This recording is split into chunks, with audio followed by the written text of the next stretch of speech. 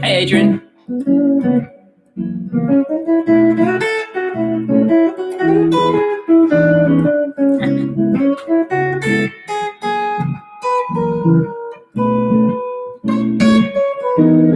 Come on.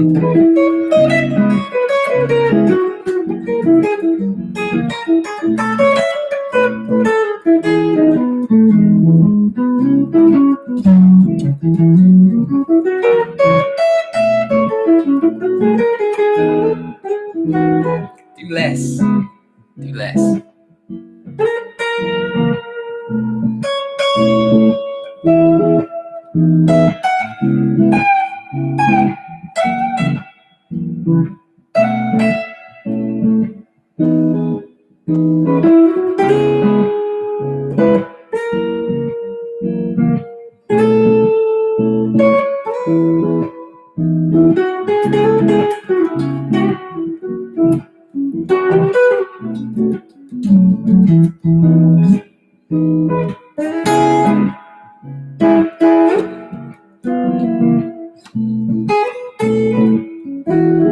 Where are you coming out from, Adrian?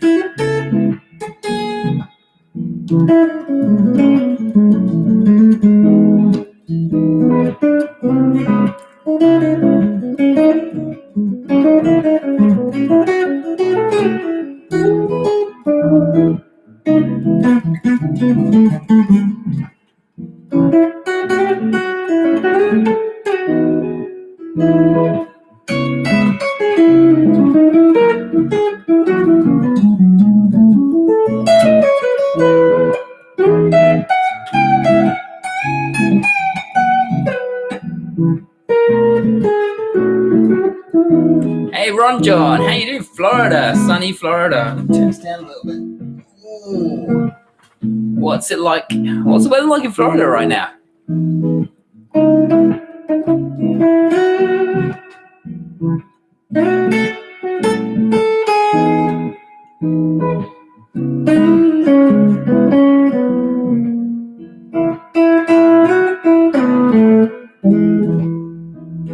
Adrian's in Germany. Oh, wow. Nice. So we've got people from several time zones. Let me do one more round of trying to get my brain into gear with this thing.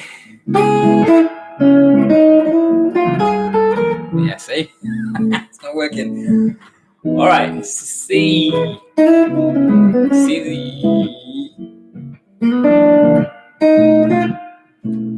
Okay, so now I'm overthinking it. So let me just play.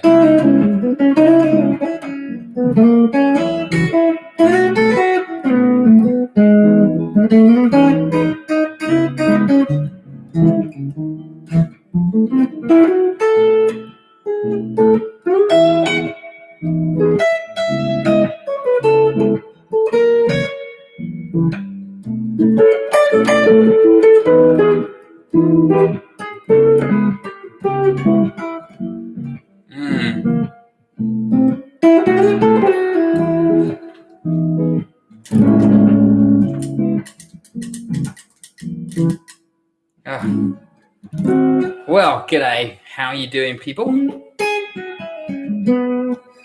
It's always best to start the day with something you feel you can't do and then prove exactly that. This is a guitar that my friend Tim has very gently and graciously lent me. So I have a new guitar. He has a new guitar. We bought them around the same time. The guitar I bought was over there.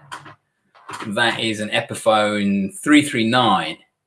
And the one he bought is this one, which is an Epiphone Sheraton 2. So I thought I'd take this opportunity, as I only got it last night, to give it a bit of a play. I'm not 100% convinced about that 339. I've got to say, if you know me, I'm a Strat guy and have been for 3 decades, right? So buying something like that was a real change for me. And there was a few things. I wanted that humbucker sound because there's certain things like I play now that's got that call for that richer, rounder sound. I like the twang of a single coil, but there's some things, you know, I like to go a little bit jazzy sometimes, and you know, Strats don't quite cut it. So this is Tim's guitar. I've got to give it back, but immediately I already prefer this one. Apparently there's none here in the country at the moment. This one, Tim got a friend to bring in for him from another country.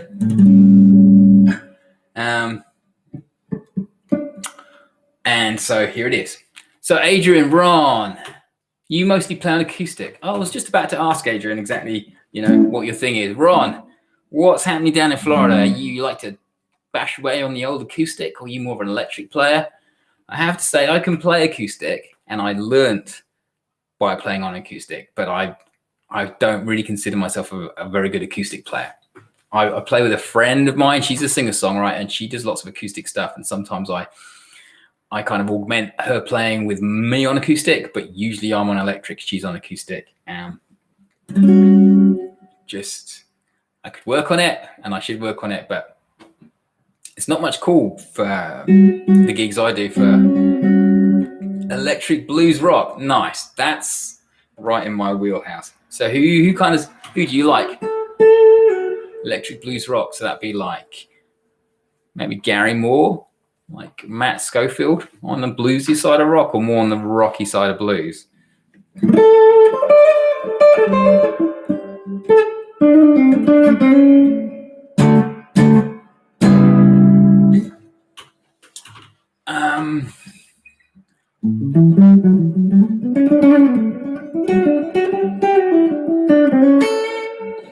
So Ron, I'm guessing maybe you're into the pentatonics, because that's you know, that's where a lot of people start. I don't know how long you've been playing, so maybe you can.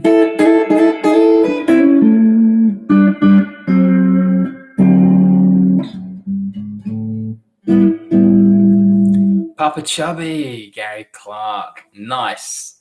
Yeah, my friend Tim turned me on to Papa Chubby, actually. Gary Clark doing a lot of good stuff, and the old guys. So B.B. King, Albert Collins, probably those guys, right?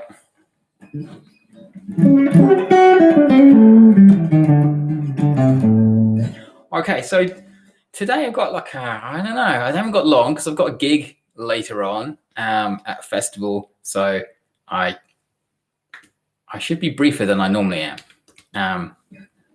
But I wanted to talk about one thing I found really useful for my students when they're trying to think about melodic lines.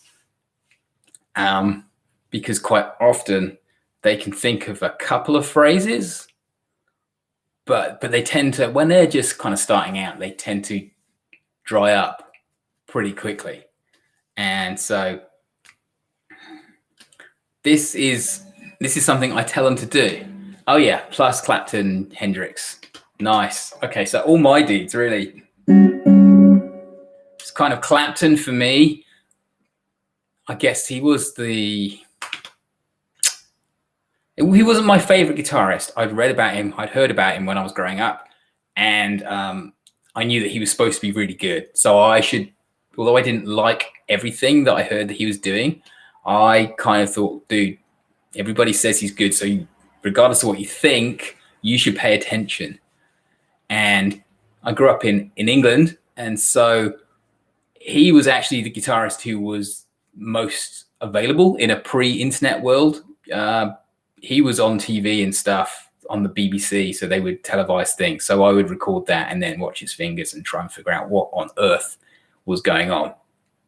So I definitely, and I've played a lot of Clapton over the years, but Jimmy was my first guitar hero, mainly because, well, I think for a lot of reasons, but in those days, there was a lot of people in kind of rock, and none of them looked like me with my skin tone and my hair. And Jimmy came kind of close. So it was also me identifying with the face.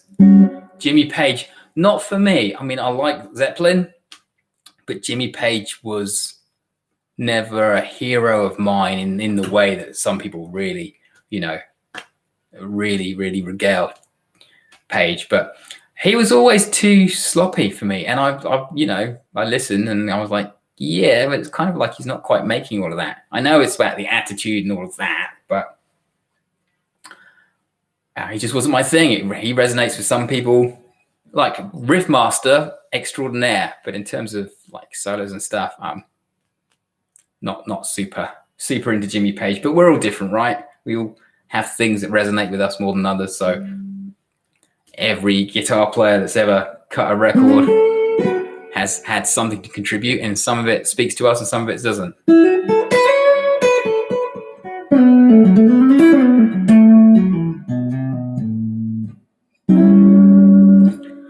So yeah, played a lot of Clapton in the early years. In fact, I played so much Clapton I started sounding like him when I was doing my own stuff, and I really noticed, that whole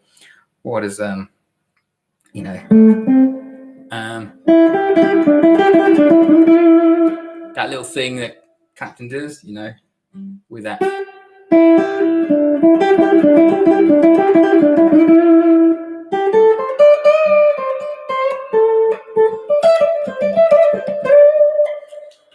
Some Hendrix on the Epiphone.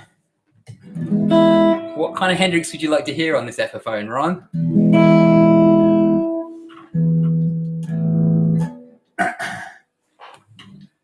Well, we're on clean, so maybe we could go, maybe.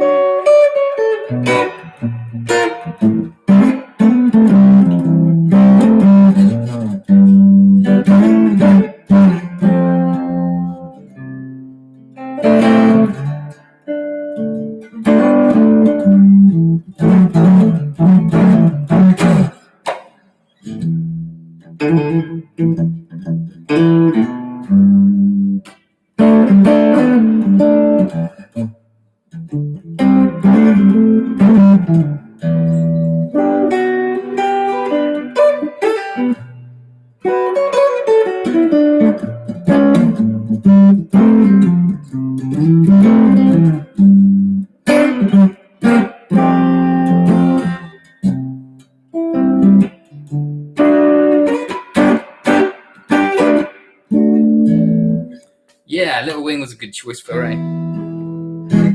that sound. Or maybe, we're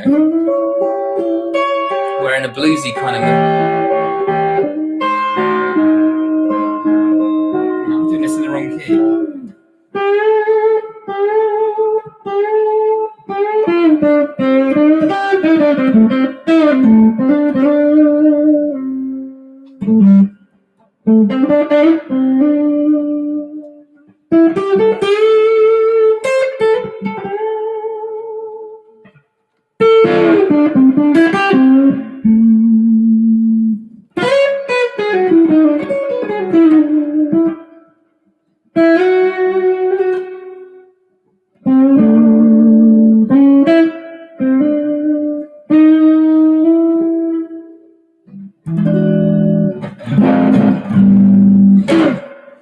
playing some of that later on today. I'm doing a Hendrix set up at the festival.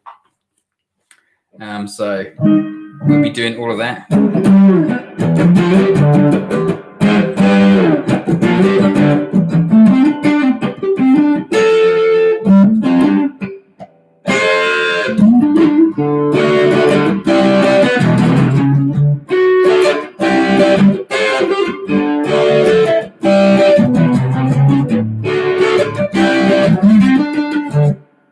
So that should be fun. The sun's out. The weather was really bad yesterday, but it's going to be good today. So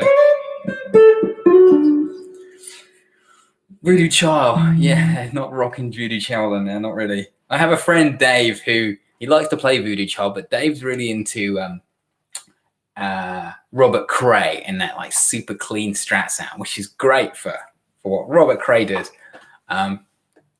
But I go to the jam with him and he likes to play Voodoo Child, but in a very kind of much slower and super clean way. And it, I won't say it annoys me because that's not fair. That's like Dave's doing his thing in the way he likes to do it. But I find it hard when I'm on stage jamming that to do a like,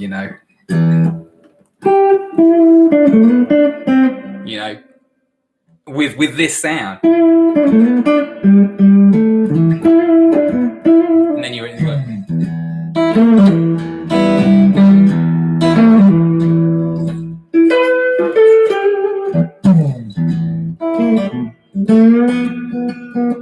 I'm thinking I'm just it needs to be dirty, it needs to be filthy, and it needs to be Jimmy.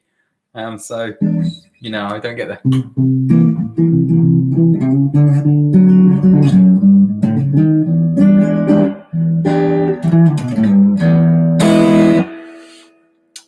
Anyway, so what was I going to say? Oh yeah, I was talking about like the thing I was going to talk about before I could digress massively, which was helping my students when they start soloing stop running out of ideas. Well, not ideas, but just helping them do more with what they already did.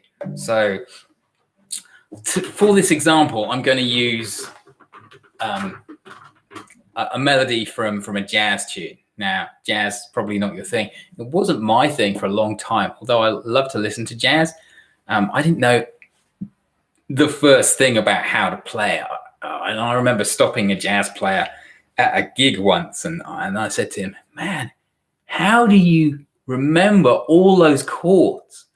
Because he played a ton of them. Like within a bar, you played about 4. And so in a 128 bar song, whatever it was, I just didn't get jazz. And so it's only probably in the last decade that I've really got into understanding how jazz works. And it looks harder than it is. It's actually a couple of things. Once you get it, it can take you quite a long way. Anyway, so I'm just looking at a melody over this. A minor to D7. It's Autumn Leaves.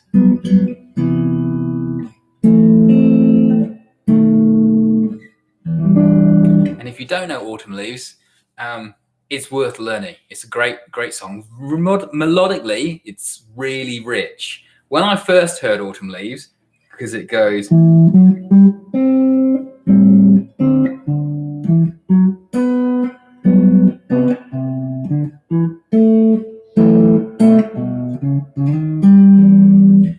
I thought, that's Gary Moore. That's what's still got the blues for you.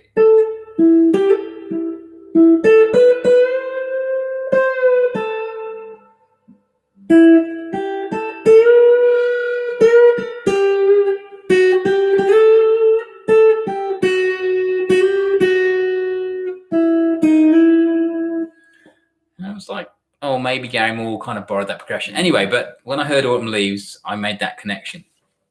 So the melody of Autumn Leaves starts with...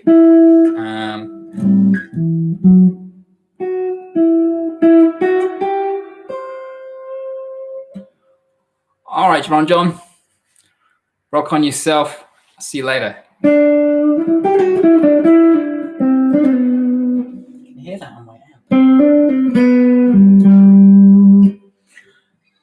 so it's the first 1, 2, 3, 4 notes of that. So let's imagine you're playing something and you've created this phrase. You've judiciously done less or more with less. Okay, so you've got this.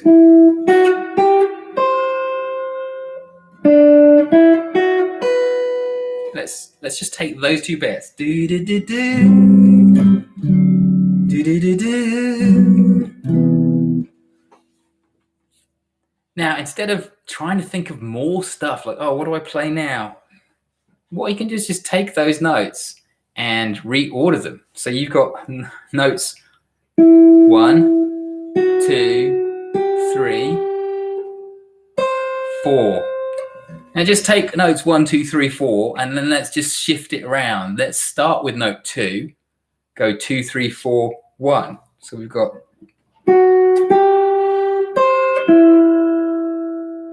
So from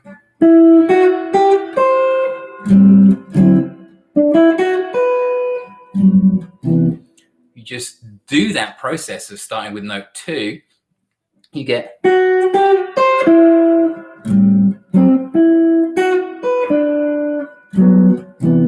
And you haven't needed to create or think about any new things. You're just kind of working with what you got. And as many notes as you have in your actual phrase, in this case 4, but if you had a 5-note or 6-note phrase, as many notes as you have in your phrase, you have those amount of options. So we've done, which is notes 2, 3, 4, and 1. Let's try 3, 4, 1, and 2.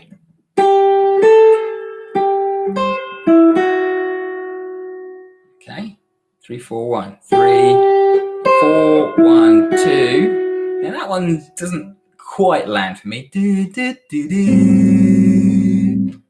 it lands on this 6, 13.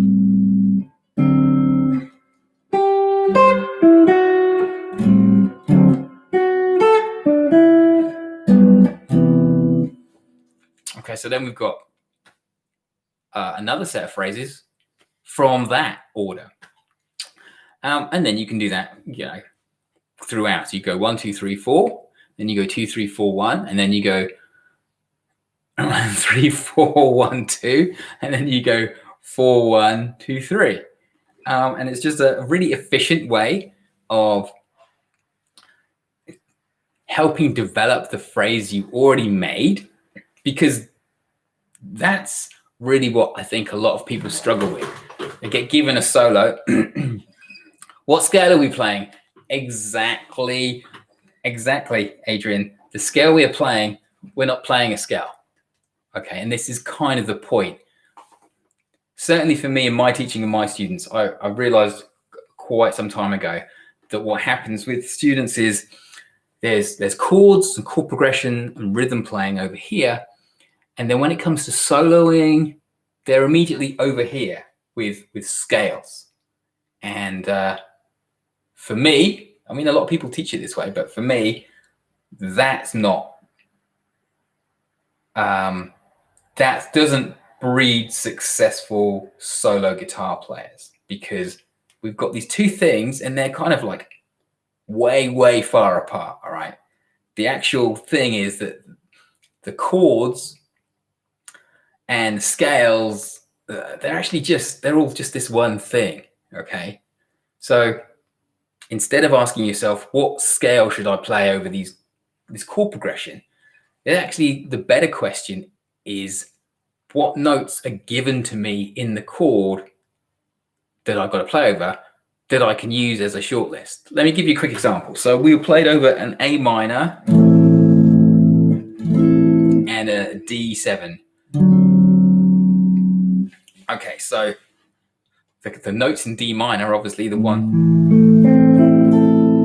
are those, right? But when you solo, you're not going to play them like that. You need to choose some, and you need to phrase with them. And then when it goes to the D7, you look at the D7 notes. and you go, okay, I could play those. Now, although that's a very simple way of explaining it, and it is a bit hard to make the leap, that's how you become a sophisticated guitarist. It's not about the scales, it's about paying attention to the chords. When I heard this as a younger player, I didn't really understand what that meant. Okay, pay attention to the chords meant, well, I'm playing the chords, I know how to play the chords, I'm paying attention when I'm playing them, but it's really the chord progression hands you the note choices, okay? In an A minor, it says, I'm playing like these notes, okay? Let's talk about it in colors. I'm painting a picture with red, orange, and yellow, okay? And why don't you paint a picture that's complementary to that by using the same colors? So red, orange, and yellow being the colors of the chord, and red, orange, and yellow being the notes from that chord that you can use to make melodies. So arguably, there's no difference between the notes in the chord and the notes that you would use to solo.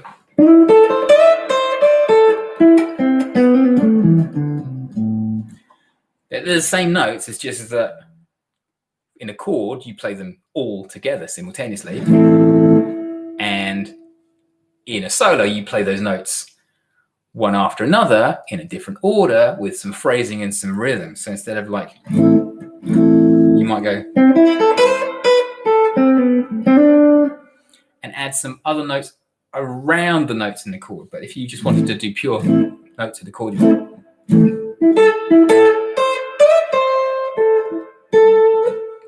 same with the D7.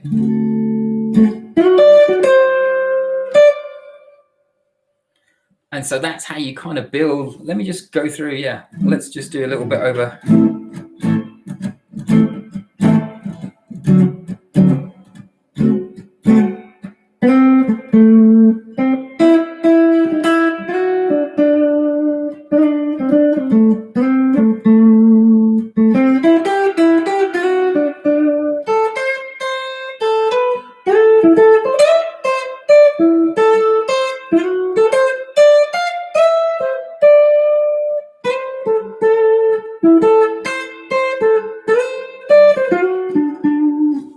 Okay, so I know when you see fingers playing single notes rather than chords, it's hard to recognize where those notes are from and which chords they belong to.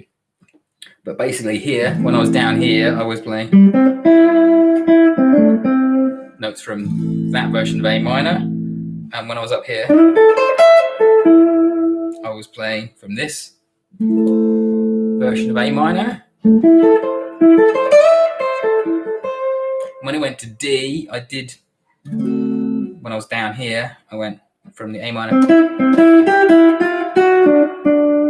because that's in my D chord. And when I was up here, I was doing the A minor, but then I went, and that was from this D chord shape here. So that should, I mean, that's just one approach, Adrian. So, you know, don't necessarily have a singular view, but definitely when, as a player myself, when I stopped thinking about scales are for soloing and chords are for rhythm, when I just thought about everything in one, and I need to be paying attention to the notes in each chord, and I'm given the chords, right? I'm literally handing you the short list of things you can play. So you're not really under any impression that you don't know what to play, because you've literally been given it. An A chord is, or an A minor is like 3 notes. Just when you play all 6 strings, there's repeats of those notes. But like, here's 3 notes. Those are your ingredients to start making melody with. And when you go to D, here's another 3 notes. Those are the parts of those are the ingredients you can create melodies from there. Does that make sense?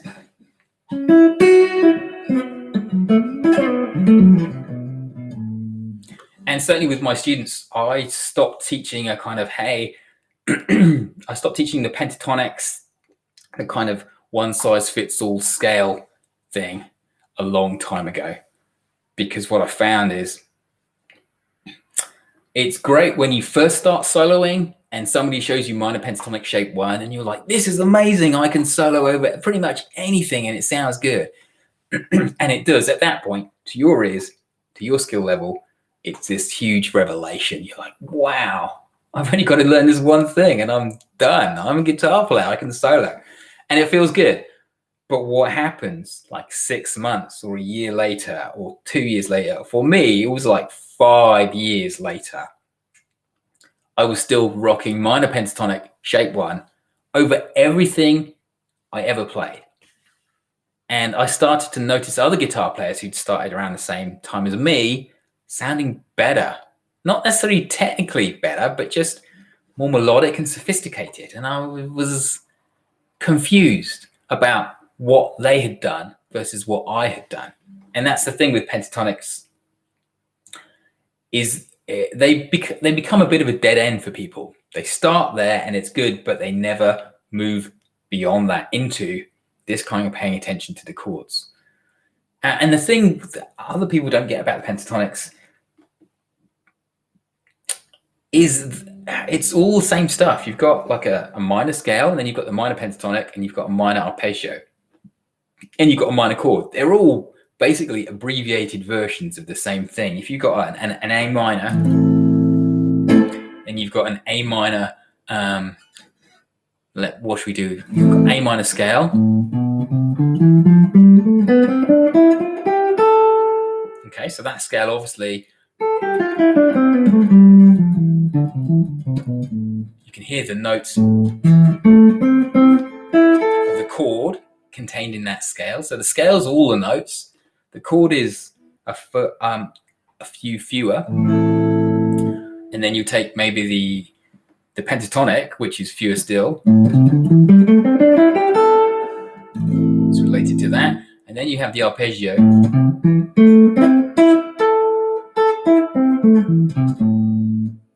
So if you see it as kind of one thing, it's just different layers of the same thing with different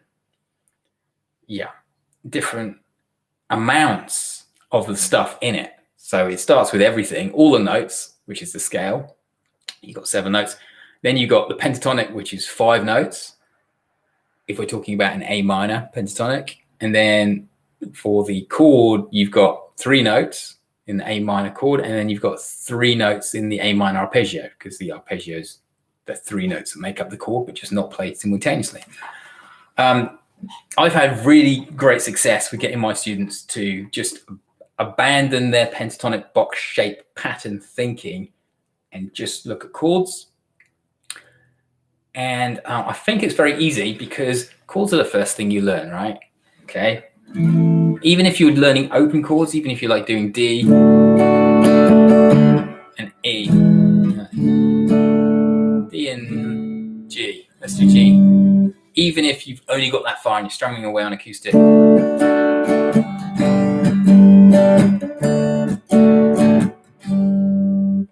know, if you play,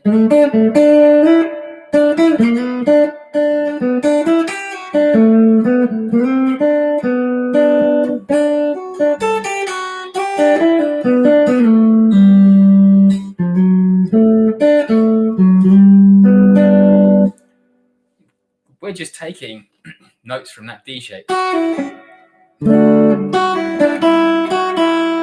then taking notes from that G shape.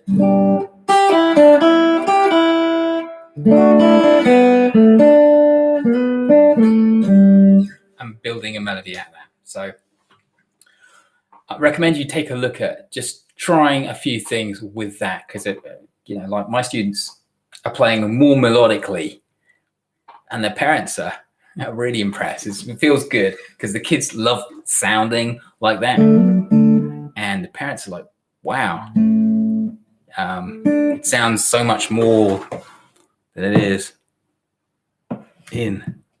Wow. Okay, so I have confirmation that this guitar is still not in the country. because I'm going to do a comparison at some point. I'll make a video of a kind of shootout head-to-head between this and that one over there. Over Christmas, I wanted a new guitar. I wanted one with humbuckers, and I had a couple of specifics I wanted. I wanted a guitar with humbuckers. I wanted it to be semi-hollow body for that kind of tone. I wanted it to have pearloid square inlays, and I think that was it. Oh, and I wanted a rosewood fretboard because I don't really like that Pau Ferro color, but I think this is Pau Ferro, and that's definitely Pau Ferro. It's just a kind of poo brown for me. I know rosewood is now off that protected list, and so you can have rosewood again, but rosewood was darker for me. So those are my specifics, and that kind of got a couple of ticks. It had humbuckers, it was a semi-hollow body, but it didn't have the pearloid inlays, and it didn't have the rosewood. This has got one more tick because it's got the pearloid inlays. But both of these instruments have just been taken off the rack in the shop, and this one is much more playable. The action's much lower. It's obviously a little bit bigger at the bum end.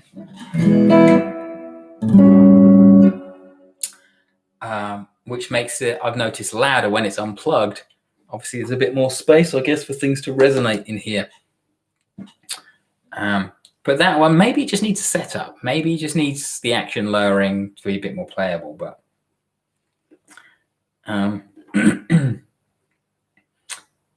this hasn't been set up, but obviously it just feels a lot better. So it's likely I will go for one of these and maybe sell that. So Adrian, I don't know if you were here at the beginning when I was kind of playing over these chords: C sharp minor, F7, A with the B note in the bass, and E major 7. Now what I was doing was trying to think on the fly and apply exactly what I've just been talking about, which is think about the chord and the notes given in it and make a melody. So here we had our C sharp minor 7. So I was doing, and then it went to F7. So then I was like, and then it went to A over B, or A with a B in the middle. And then it went to E. So what I do each time, I go, okay, here's a C sharp minor 7 chord, and then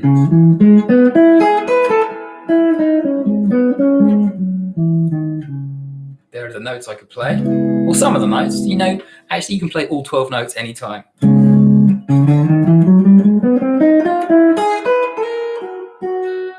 And then there was F7. So when F7 came, I changed to, which is part of this shape, which is also an F7. Then when I was playing there,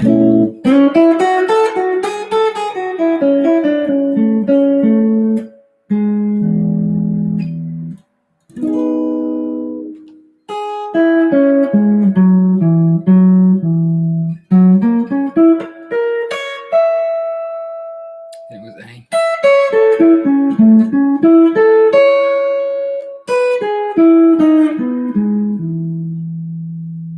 So those are the arpeggios. And then trying to put in notes, either scale notes or other notes in between there.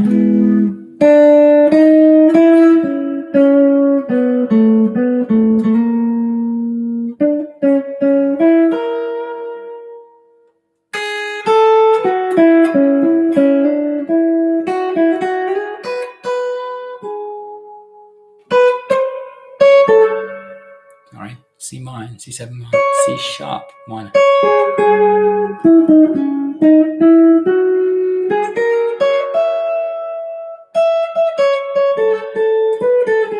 try a bit more of that now, and then I'll say goodbye.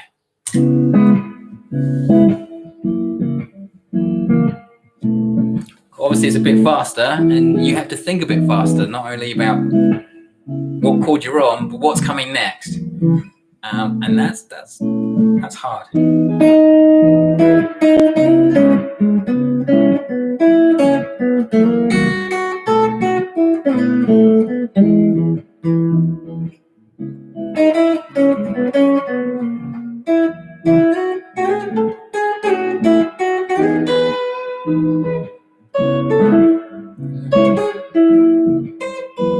Yeah, so you lost it now. Try again. C.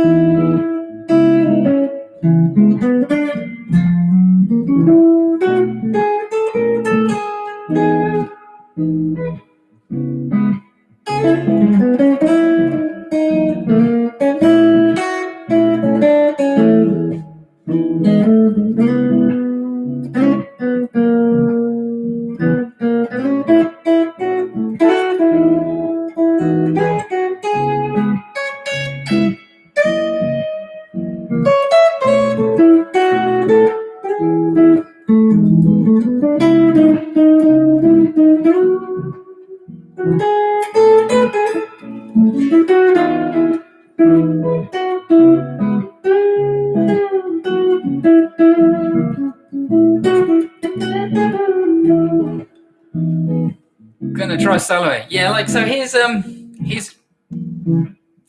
soloing with one scale. Okay.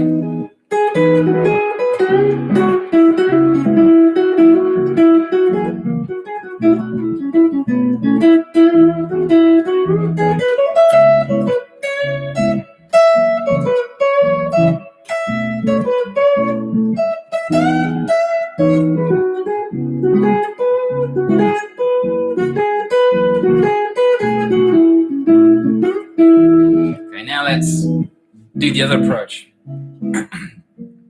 So.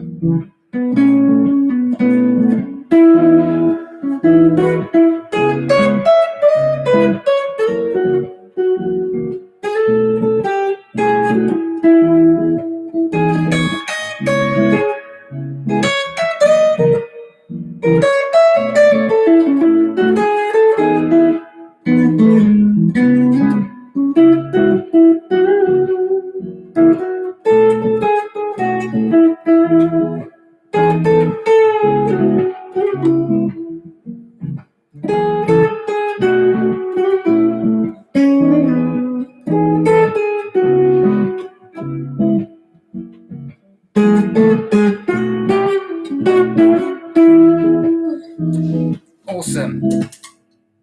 Okay, Adrian, yeah, with the notes of the chords give you, like, when I explain this to my students, they're like, wait, isn't that cheating? Because haven't they given you the answer? I'm like, well, no, it's not cheating. Yes, they have given you the answer, but it's, they haven't given you the actual answer. They've given you the ingredients of the answer. Then you need to build your interpretation of the answer using your skills and phrasing, bending, rhythm, all of that stuff, because just playing a scale is not going to sound, even with scale playing, it sounds better when you go.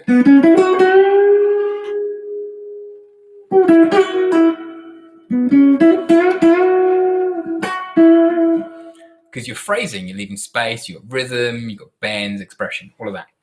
All right, dude. Thanks for hanging around with me this morning in New Zealand. I hope you're cool and safe in Germany. And I hope that helps.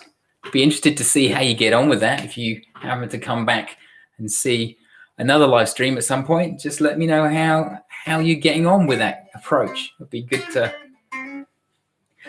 see what results you get with that.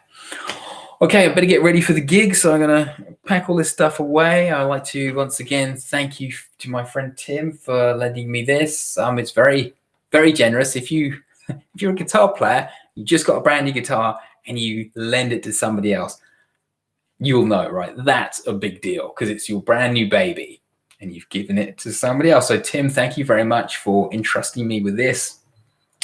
It's likely I'm going to make a purchase myself.